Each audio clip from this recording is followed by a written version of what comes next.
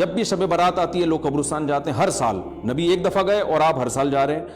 Number 2, جاتے جتھوں کی شکل میں. نبی تو چپکے سے گئے ہیں, تو آپ رات کو 2-2:30 بجے ذرا چپکے سے اٹھیں اور تنہائی میں جب قبرستان میں وحشت ہو اور اندھیرا ہو اور وہاں قبرستان جائیں, اتنا دم ہے آپ میں, تو ہم کہیں گے بھئی آپ نے نبی کی سنت کو زندہ کیا ہے. لیکن آپ تو جتھوں کی شکل میں جا رہے ہیں, نہا دھو کے جا رہے ہیں, خوشبو لگا کے جا رہے ہیں, تیار ہو کے جا رہے ہیں, اور جو کچھ وہاں خرافات ہو رہی ہیں قبرستان میں وہ تو ساری دنیا کو معلوم ہے. میلے ٹھیلے لگے ہوئے ہیں وہاں پہ, گولے گنڈے بک رہے ہیں, برگر بک رہے ہیں, گول گپے بک رہے ہیں وہاں پہ, اور پھول الگ بک رہے ہیں, ہار پھول قبروں پہ چڑھانے کے لیے. کیا بدماشی ہے یہ, کیا منہ دکھائیں گے رسول اللہ صلی اللہ علیہ وسلم کو قیامت کے دن. 15 شعبان کی جو رات ہے اور 15 شعبان کا روزہ, اس کے حوالے سے بہت زیادہ لوگ سوال پوچھ رہے ہیں, تو میں نے ارادہ کیا میں ایک کلپ ریکارڈ کروا دوں. اس میں جو بھی میری ٹوٹی پھوٹی تحقیق ہے, جو میں نے احادیث دیکھی اس بارے میں, اور جو علماء کے اقوال دیکھے, اور جتنا میں اس کی ریسرچ کر سکا ہوں, اس کا ایک خلاصہ آپ کے سامنے رکھ دوں.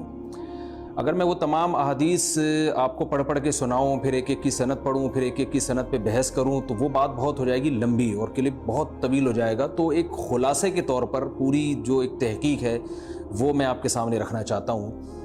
تو 15 شعبان کی جو رات ہے جس کو شب برات کہا جاتا ہے, اس کا نام شب برات کسی بھی حدیث سے ثابت نہیں ہے, اس لیے عرب اس کو اکثر لیلۃ النصف من شعبان کہتے ہیں, کہ شعبان کے جو نصف ہے اس کی رات.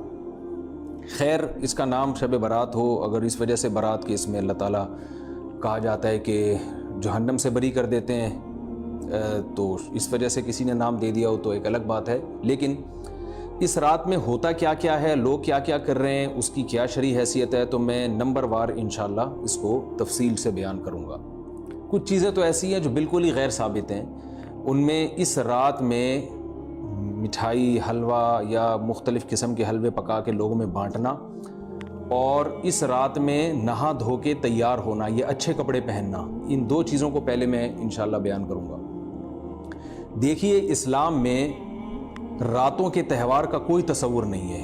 اسلام میں جتنے بھی تہوار ہیں وہ دن کی روشنی میں ہیں. عید الفطر, عید الاضحیٰ, یہ ہمارے 2 تہوار ہیں جس میں ہم سیلیبریٹ کرتے ہیں ایک دوسرے کو, یہ دن کی روشنی میں ہمیں بتائے گئے ہیں.